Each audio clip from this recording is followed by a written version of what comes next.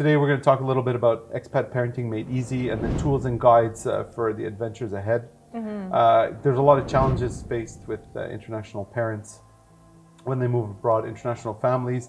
And so we're here to talk with Robbie, Zein from Ask Zein about, what kind of, what's the deal? Where can we go for resources and tools and guides and all that? So, but the first thing I'd like to ask is, like, based on your experience, because I know you've had multiple businesses and you, especially dealing with childcare, so you see a lot, a lot. And I guess my question to you is, what's the most common challenges expats parents face when raising children abroad? Like, what's the number one challenges that you see? I think for sure the cycle of grief. Okay. That for sure it is. I mean, there's many that come with this transition, but the grieving cycle, we need time to process when we say goodbye to something we loved. And having something we love is really a gift, right? So then when you do leave a country and you're upset, then that's a good thing, because that means you loved it there, but you need time to process that grief. And if you forward back in time, like we were saying earlier at lunch, in the olden days, people had more time to grieve because the speed of movement was way slower. So now the parents, the dad gets a new contract, within a month they're moving country, the children can go literally from that country to the new country the next day in school. Literally the next morning they're in school. So the transition is so quick. They arrive, the expat housing is arranged, the school is already, registration has happened, and life moves on. So the transition, meanwhile, if you compare it to the past, right, you want to move and it's an international move. Your dad will go somewhere with the family and you guys go, but there's a transition. So you get there, you still have to find the place, check the school, select, and now with internet and all this information, you could do everything so quickly. The relocation agencies and quick. Yeah. So you go from one life to the other one, and the bit in between that you would have had searching, leaving, saying goodbye, grieving is really now either gone or shrunk to a few days. So the grieving, definitely. Yeah, it's like, I guess that transition is really difficult to do in a kind of quick turnaround. It really takes emotions to kind of... It is. Any form of grieving requires time. It's the only way to heal is time when you're grieving. That's, imagine someone you love has passed away. Yes. We need a funeral. We need to grieve. We need to talk with the people. We need to come together. If you are, and many expats really know this, because if someone they love had passed away and they missed their funeral, there's this gap, because you want to grieve, you want to be together there has to be a period of time where we grieve, and that is with everything we love that we lose. In terms of, like, I know you have a tremendous amount of resources and in terms of like knowledge that you offer and like experience, and I think that's like amazing. Are there other resources that you have seen that have really proven to make life easier for parents and children for their international transition? Yeah. There's way more now than ever was before, services that are specific for mobile families or people in transition. So can be families, but it could be just, one person who's moving from country to country and facing difficulties. Everything from counseling services, relocation, like I said, will also connect you with other services, therapy, activities, meeting people. There are loads. So it's all out there. The internet is full of options that people can choose from. I think it's a real beautiful luxury problem that there's that many, because you can select, you can try and see what works for you. My only advice is don't stay still and don't retreat and hide. Try to go out and integrate a little bit and see what works for you. It may not all work, but some things may work. The minute you make a friend in that new society or get comfortable with that neighborhood or the bakery or small things that make us feel comfort, the process begins in feeling at home again and building this feeling of I belong here. I know I have a roadmap of this area. I know where to go. I know this is there. Just a little bit of comfort for the system. Because even though we're grown-ups, we're still children. All grown-ups are overgrown kids. So there's this feeling when you move to a new neighborhood and a new house and a new city and a new country, it's a lot. And you're just one and everything is new and different and you don't know about it. So if you could just at least know about your neighborhood a little bit more, it will soothe your system and your being of like, okay, I'm getting to know where I am. The familiarity. Yes. And now, one thing you mentioned, which I found super interesting, is there is a lot of things out there. There are a lot of resources, and I think I agree with you on that one. Yeah. But where my concern is, I guess, and maybe some of the viewers, is how do you know what the good tools are, what the good resources are, and the good things to go? Because, you know, it's like going to a GP. You hear something, and then you start Googling it, and you go down the rabbit hole. But and now we're talking about the kids and your children. You want to make sure that the resources you're using or the tools you're using, how do you go about selecting? You know, honestly, it's a very simple answer. For me, what I do is I try things out. I go to sleep. The next morning when I wake up, I know whether I want to repeat it or not. It's a knowing. It's what you call intuition. It's a feeling.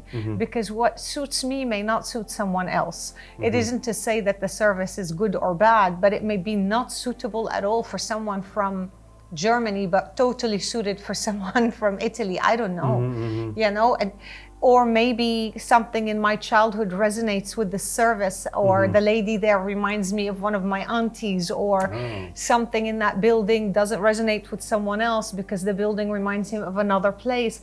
You never know. These are evolutionary roads that we take, and they're so complicated because a lot of it, because there's what we see and what we know, but a lot of it is subliminal. Many of it, the smell, the sights, the noises. If you're going to be in a building that is totally bothering your being subconsciously, you won't be able to absorb half of what you are learning or trying to accomplish. So you need to be comfortable in that setting. You need to feel like, oh, I like it here, I want to be here. And then the learning will come. So that's my answer. What I usually do is I'll select 2 or 3, whatever those services are. I'll try those 2 or 3. Next morning is usually when I know if I really want to repeat this or it doesn't feel right. It's just a feeling. And if it does feel good, then the next step is to go and see what these methods are and do those methods really work for me. That's the next step. First step is feeling okay. The next step is learning. If you don't feel well, you can't learn. If you're anxious and not feeling super, well, you don't have to be 100% comfortable, but comfy enough, then the learning is jeopardized. It's like the first day at school. How much did you learn in math when everyone in class is new and the teachers new? And anxiety is too high.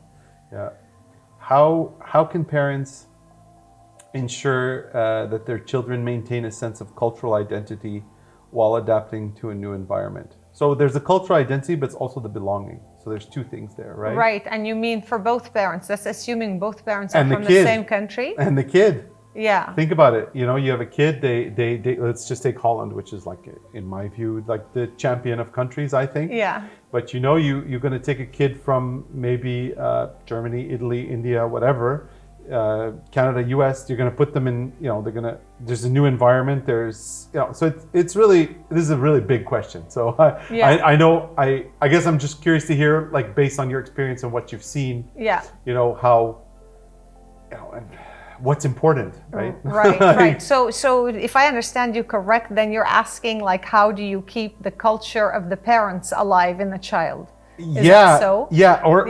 Exactly. So say this family has moved here to the Netherlands from India, right? Yes.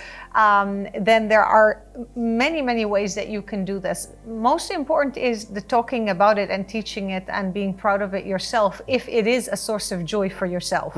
So if those parents have left because they choose to leave, not because of any other circumstances, and because this is it's something on their path that they choose, and it's a joyful topic. They want to talk about their past and their culture and what they had and the food and so on. Then that is fantastic, and it's beautiful. Talk about it, talk to the children about it, cook foods from home, watch movies about India, sign up the kids in Indian class, practice Indian at home, play the music. And you know, the beauty of international schools nowadays, they really have days that they celebrate these cultures. So the children can take art or clothes or food from that country to feel a sense of belonging and so on. So by all means, means you can do that. On the other hand, you have families who leave their countries to another country because of circumstances, not because they wanted to leave. So it could be whatever circumstances, could be war, could be poverty, could be anything. Or they left because of a trauma or something. We don't know what their circumstances are. So they're going to another country in the search of another better life. It isn't a choice, they just had to go. So for those parents, it might be really difficult and hard to talk about what was before. And this is where I really advise not to bring the children into this. Before you as the adult have dealt with your past and its trauma. Because now you're trying to teach the child about a culture that you love and you miss. If you love and you miss it, the method you're using is really hurting and really sad and really damage whatever the trauma is. So I have been asked this before because it was a couple, they were from different countries. The mom was fine to always talk about her country to the child, but the dad kind of refused to. He didn't want to because it brought him so much pain. Oh. And that's fine. That is completely fine. It is his prerogative. He needs to deal with his past. He needs to deal with it. There is no need to force a parent or any adult to talk about their past to a child because the child needs to know specifics about that other country. The child can always learn about that country from books or mom or when he's older. But that journey of the adult needs to be respected, and that adult needs to work on their grief and their issues with that past and then introduce the child to it. Got it. And it's okay to tell the child later on, we moved because of war and I miss my country so much and I wish I was there. And it's totally fine to do that, but not while you are in the process of dealing with that trauma. Let that child first thrive in this new environment because they already have a bundle to deal with. And again, they are children, they are in our care. So my trauma is mine. The child already has to deal with a new country, a new language, a new setting, a new beginning. Let them thrive. I will get the care I need for my trauma whenever I can, and then we can talk. And I can say I'm sad about it, but that's not the same as bringing it in. It's tough, right? Because you're, on the one hand, as a parent, you feel like you don't want to lose, you want your culture to, your kid to have your culture. Like, that's something you see all the time. Yeah. I feel. Yeah. But yeah, I can understand that if it comes to a lot of pain, it's going to be difficult. And then, okay, that experience is difficult for the child. Yeah. And then you can definitely do that. It isn't to say don't do it. It's just to say, please focus your energy on yourself and your pain first in that regards. And then when you found some healing in it and you feel ready, you can tell the child about it and explain your agony and pain about that past. And explain that you've worked on making yourself better and explain that you are working on making this new life a life for you. Because the child then is learning the core of this situation. He's learning that things happen in life and he's learning that it is in your hands to find a way to deal with what happened in life and find a way forward. Gotcha. So that's a beautiful lesson, rather than just watching someone crumble and fall. Because what are we teaching children when we fall apart? What are we teaching children when we fall apart? There's not much in that. We can... Yeah, I can imagine, Right? It's like training a sports team how to lose. Exactly. Like, let's lose, guys. Exactly. This, crumble and fall apart and lose it. And there's no lesson in that. A child... There's no virtue in it either. Exactly. There's no, exactly. It's so important. It isn't to say that your child shouldn't see you crying. Absolutely not. No. Goodness, no, that is not what I'm saying. Crying is beautiful and laughing is beautiful and talking is beautiful, and children can see their parents crying. It's beautiful. I'm sad about something, but the parent needs to be in a state where they are able to say, thank you, sweetheart, for holding me or hugging me because I'm sad and crying. I will be better soon, and your hug will help me loads, and I will find a way to fix that pain that I have from my past, and I will find a beautiful way, teach it to myself, and find a new path, because that's what life is all about, challenges and lessons. so watch me do it. So that's a state where, yes, they can watch you cry. But if you're in a state where you're crumbling, that is your path and your life, and you have the right to feel that way on your own. This is too much for a child to see right now, because that message they're going to receive from seeing you as the caregiver, the teacher, the parent, the guide crumble and fall apart is, this can happen to me. Yeah. They can't handle it. I can't handle it. Life is horrific. Whoa, this is what's going to happen to me. So the message then is very confusing. And they are children. They are in our care. It is our responsibility. So just like you know, with TV and computers, you block the age and you make sure that they can only see age-appropriate things. They can only do age-appropriate things. They can only drive a vehicle until they're a certain age. They can only do things until a certain age. Well, guess what? Same with your emotions. Know when and what is appropriate for a child's age. And in transition, that becomes double the trouble, because the child is already dealing with the stress of transition. Coming from another language, another country, another culture, and starting a new school with new friends in a new neighborhood, new smells and new food, and watching the stress of mom and dad, that's already more than enough. What role does technology play in supporting expat families today? Oh, wow. I will tell you, the first thing is seeing my auntie's beautiful face on my phone. Oh, okay. So FaceTime, Skype, that kind of... Oh, yes. The joy it brings my being. This ability to actually FaceTime people you love and see your garden and see your cat and see the trees in the back and see that it's snowing. And I mean, it's just, wow. This is, I think, one of the best things ever. On top of that list, absolutely.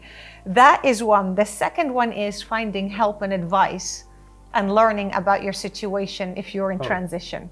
Right? Because now before technology and having all these information on internet, you'd have to go to the library to look for it. It wasn't even a topic. I don't even know if I have a library card. Yeah, there you go. So, but this advantage is, of course, you have to sift through what you find. Exactly. So be very careful and be very selective. And again, what is careful? I go back to what I said. For me, I'll read through, stop at a certain time, don't overload, go to sleep. The next day, it's a feeling. I want to try this one, and that one. Try them, and then have a sleep, and the next morning decide which one resonates well, because your subconscious is taking in so much during that time, more than your conscious is. And then if you have a match subconscious, you feel comfortable with that company or service, then you can indulge into finding out what do they do, the details of their things, how do they deliver, would it work for me, what sort of steps. And that's interesting. That's visual and audio, but I guess I guess that's technology. That's cool. Yeah. So that pretty much sums it up. Yeah. And then, are there any other technologies you think? Like, is there kind of any like? Yeah, sure. We have Google. You know, we have all these things that we can research. You know, we have Babbel for new languages. We have all kinds of language schools that can help. We have international schools, and we have like online courses and all that. And you know, is there anything else that you say, okay, so the FaceTime and all that, that's great. Is there any other technologies that you think, you know, and, you know, there's this whole stigma around kids and technology. You don't want to put them too much in front of the iPad and stuff. No, definitely you don't. It's all about a balance. It's all about a balance. But talking to friends from back home and seeing family from back home, or studying with an online teacher a certain language from that country, that's beautiful. If that can be integrated into 1 or 2 days a week, that's lovely. So that's a balance. And you know, don't forget, nowadays travel is so easy. It's also possible to just get yourself for the weekend. It's so beautiful. You can leave right after school, pick up your child. So the whole week you're all looking forward to going, and the child knows after school I'm going to pick you up and we're going straight to the airport or to the train station to whatnot. And then you're there the next morning, if not the same night, depending on where you're going.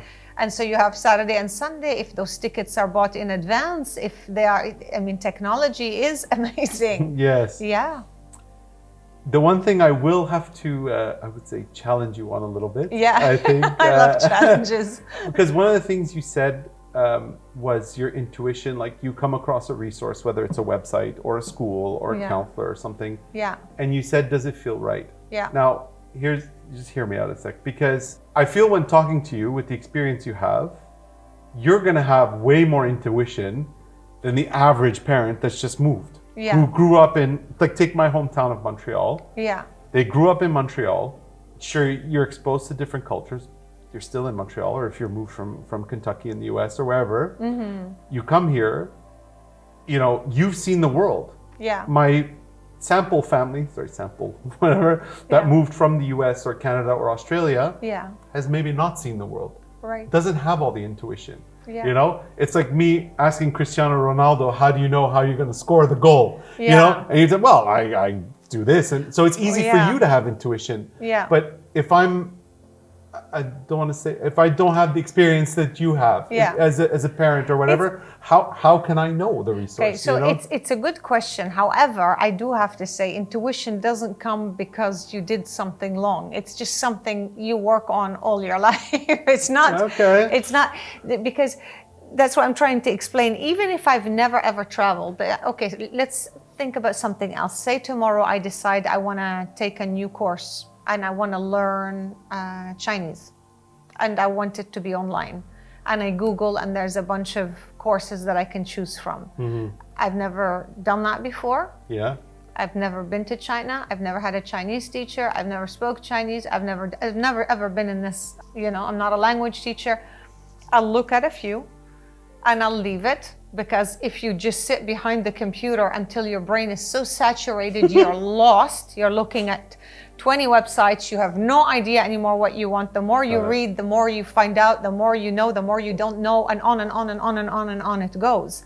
So I'll limit myself. That's what I'm trying to say. So the advice is limit yourself to 5 or 10 maximum places that you would like to use as support during this language learning, transition from country to country, cooking lessons, whatever. Once you have these bits that you have limited yourself to, try them out, as in do it one night. I'll read a little bit about those 3-4 teachers. I'll leave it. I'll have dinner. I'll have a walk. The next morning, which one do I want to choose? I feel like I want to try that one. This is what I mean with intuition, that see what you feel as well as what you know.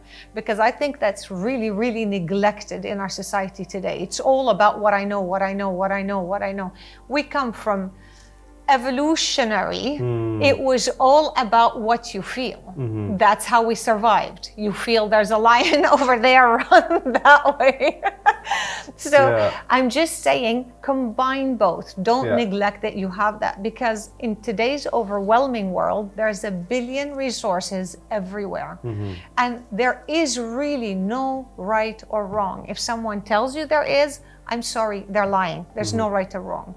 Because what suits me may not suit you at all. And I gave you an example. If the building that I'm gonna say that lessons are in person, if the building and the teacher remind me of something from my childhood, which I don't even remember because it's just some subconscious memory, then there's a really bad feeling. Gotcha. Right? Or maybe the drive to the building is too long for me, but it's fabulous for you because you love driving and listening to music. I don't know. These tiny little minor issues play a huge role in the long run. So if I'm going to be doing therapy for transition and getting support, and it's going to take me an afternoon a week for, let's say, 10 weeks, I really need to be happy with that route, that building, that space, and the time I'm going to spend. And the money it's going to cost. Of course. And it needs to bring me more pleasure and joy and soothing and tips than agony going down. So people quite often will fall into spend time, energy, this, because they want something out of it, and then you get this much out of it. Because all you've used is your logic brain and dug into more. So I'm just, what I'm saying is pay attention to your emotional well-being. Like there's a lot going on when you move. How do you, I think balance is one of the things that's like, throws people off. How can how can expat parents kind of balance work, travel, family life in a foreign country? You know, like it's kind of a lot there, right? So It how, is a you lot. know, It I is a feel there's a lot. time, money issue pressure sometimes, Yes, you know? yes, yeah. There is really, really a lot. I usually offer parents like a crash course on how to manage these things. And it's a simple system where you kind of allocate every single day of the week to a theme. So you can always fall off that theme, but at least there's a theme for that day. And the planning of that theme in a week also extends over a month. So it kind of anchors the family and the children into a certain setting or a certain wave.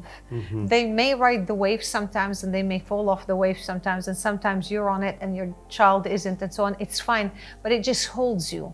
It holds you during this and to keep the balance. The balance needs to be so clear in this planning that we do. And of course, for every family, it's different depending on whether you're just a single man alone, single woman alone, couple together, with children, without children. You're going to look at what I call pillars in life, or the well-being pillars in life. So you have to have physical well-being. So you have to look at exercise and sports for the family and yourself. Then you have to look at mental well-being, what we've been talking about a lot. You have to look about learning and education, so that's their schooling and yours and where you're evolving. You have to make sure that your time, if you are a couple, romance, that is so essential, because a happy couple, a happy family, happy couples are happy families. Families that play together stay together. So you could really easily lose that balance, and mom and dad don't have a minute for themselves anymore. And then before you know it, 1 year later, they drifted apart. And then that you feel that lack of love in a family is really hard on not just the couple, the children, if that's how it goes. So before that crack gets bigger, you need to seal it. And that category often gets neglected, the relationship and the being together. Living in service to others is a very important one too. And that is whatever you are doing, whether you are helping something in the neighborhood or in a community center or gardening or feeding birds, whatever, something that makes the family feel grounded in that surrounding. So these pillars of well-being, maybe we can do it on another time, but we've also, it's one of the things that I do with families and individuals, is organize your weekly agenda and monthly agenda in such a way that these areas are unbalanced. Got it. Unbalanced and popping up in colors, whether it's a digital agenda or one that's on the fridge for the kids to see. And then you see that wave, and of course you may miss a week or something, but you don't want to go 3 months without ever exercising, or 3 months without ever having a date with the wife, or these are important things, or 3 months without checking on your child's homework, or so things like that. You know, I guess fostering that sense of adventure, you know, I think that's going to be important. Yeah. Because there's a lot of like terror with moving abroad, but there's also like adventure. How do you kind of foster that? Because I think that's very powerful and very positive. Yes. And it's a language. It's a beautiful language to teach children that sense of adventure in life. You can see life as a big, fun adventure, or you can see life as a huge, horrible challenge. Because that's the nature of life. Constant change and constant challenges. And the question is, do you want to navigate that joyfully and happily, because it's one big fun adventure? And of course you can fall and cry, but you know, the only way up is down and the only way down is up. Or do you want to face life as one big hurdle and sit and pout and cry and play the victim 25 times a year and struggle? You're here. You're here, and you're gonna let's make, well, clearly you made the best out of it.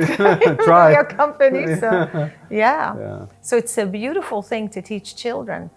Beautiful. I talk about it openly all the time with children. I say things like it verbally. I tell teachers in workshops and trainings, talk about it when you're having a bad day, and you can talk about it. You can say, you know, today was a tough one, or yesterday was a tough one. I'm going to make it better. What I'm going to do is when I go back, I'm going to go jogging. I'm going to make my favorite meal, or I'm going to make my granny's recipe, cookies, or whatever. I'm going to call my best friend and go for something. So you know that when the tough gets going, the going gets tough. You make something fun out of it, right? It just a balance. It's Okay, this cool. adventurous thing. And you said it at lunch earlier. You said that, that's the beauty about adventure, right? Yeah.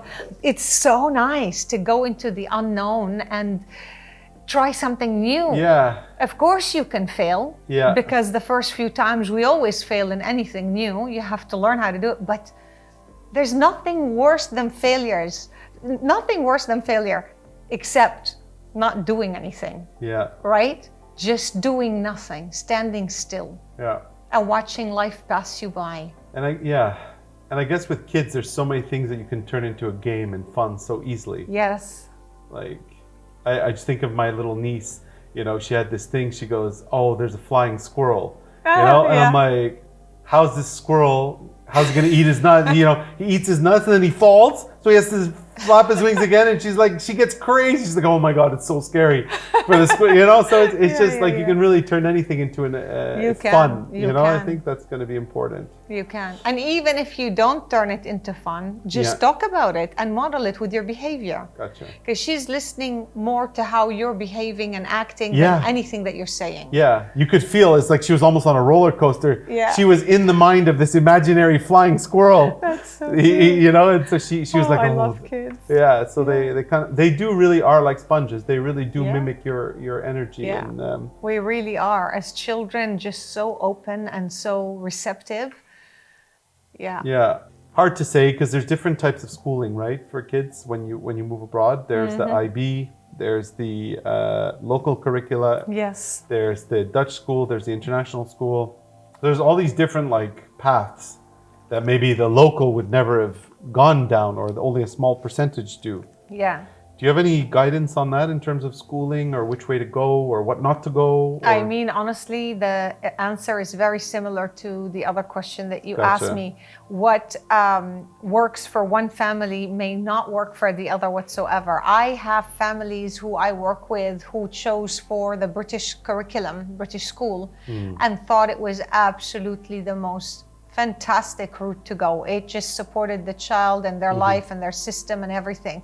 I have families who went to the British schools and left and then went to an international school. And there they found what they needed, because that was totally not what worked for their family unit, their experience, their life, and their and needs. There's no wrong or right. There's no bad or good. It's just, right. Vice versa too. I know many families who left the international school and moved to the British school. And this is just two schools. I'm not talking French school and German school. Canadian school and American school. Yeah. There are so many. There are so many. So one of the things I think that I've heard you say often is, it really starts with the parents' well-being in a lot of ways. Like if the parents have kind of issues, it's going to transcend to the child. Yeah. Can you suggest any, tools, or what can parents do for their own cultural adjustment, for their own mental well-being? I mean, clearly there's therapy, there's apps out there, and there's all kinds of stuff, and there's different counselors, especially for expats and stuff like that. Yeah. Is there any tips that you can give that people can get started with, like as parents, what they can do right now, today, get started? Immediately, get enough sleep. Really? Get enough sleep. You have no idea how many parents I've worked with in my life who are sleep deprived, and they don't even know it. Get enough sleep. The thing is, having jobs and getting up early, having children and getting up at all hours of the night to feed them until they grow up, and then you still have them sneak into your bed, and then getting up to take them to school, and that sleep kind of the hours shrink and shrink and shrink. They just keep declining, and then this parent finds themselves running around with coffee with such little sleep. So many people don't have any idea how sleep deprived they are. Ideally, the average person needs 8 hours of sleep, right? Ideally, it's what many people need 9 or 10 hours. Oh, I'm one of those. Yeah. For sure, I need the 10 hours. Right, me too. I'm a 10-hour sleeper, 100%. People in transition, what you're talking about, the need for that is tremendous. Okay. Tremendous. So I would say the first thing you implement, because you want to reach all those, you want to do all these things, and then you need to sleep. Yes, the soil. You need to get that seed in the soil, and then we're going to talk about how you're going to do it, and what sun and what vitamins and what direction on which window. First, that seed needs to go into the soil and you know, You're also get less. its rest.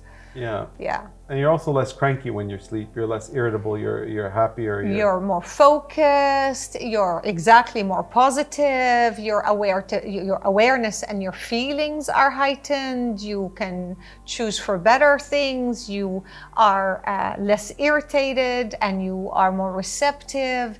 The children will thrive better around you because now you have the energy and the patience to listen to them. Yeah. You're not firing back at everyone. And it's all role modeling, right? That's the thing. The children are watching you. Yeah. Children learn by the behavior of the adults around them. Mm-hmm. That's how they learn. That's how they interpret everything that's going on. Mm-hmm. Not so much what we say. So I highly suggest that that's the first thing you do. Set a time with the kids. We just moved to a new country. We are going to set the alarm every night at whatever time you all agree on. 9 o'clock means get ready.